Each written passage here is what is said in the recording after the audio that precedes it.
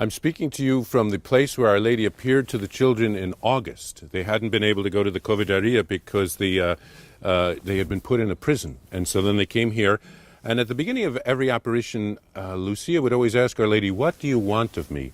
And that's a wonderful question for us to ask God, what is it that you want of me? What are you asking me to do, so that we're open to God's will rather than just imposing our own will upon God. And Our Lady wanted them to pray and to continue to pray the rosary every day and to continue to go back to the Covidaria every month. Mary wanted God's plan to continue to go forward no matter what the authorities were going to be doing. And then the children asked, what should we do with all the money that's being collected for the people who are coming there to see the apparitions? And Our Lady said that they should make 2 litters, which would be a sort of a thing that would be carried, carry a statue of Jesus or carry a statue of Mary. She said for the feast of Our Lady of the Rosary. And a feast is something that's very important for us in our culture. People would prepare for a feast by fasting for a number of days, and then a feast would be a great celebration. It was a religious celebration, but it was a family celebration. It was a whole village would have their whole identity wrapped around the feast day of that village. They would carry the statue through a procession through the streets. People would have colorful costumes. There would be banners. There would be music. There would be bands.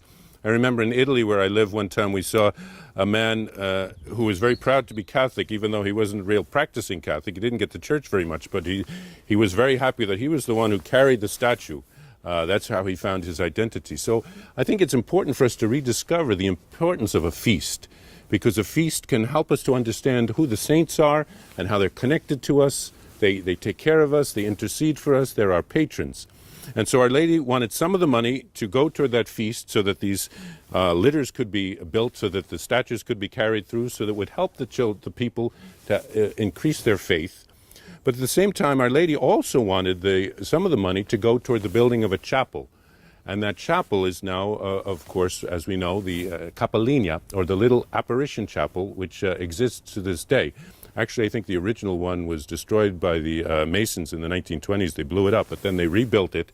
And so to this day, the heart of the shrine, the International Shrine of Our Lady of Fatima, is that little chapel that Our Lady wanted to have built there. Because Our Lady knew that this was just the beginning, and that through the centuries, many, many people would come. It's been 100 years now, and through this 100 years, millions of people have come to pray at the shrine that Our Lady wanted to have started there, because it was a place of the apparitions of Fatima.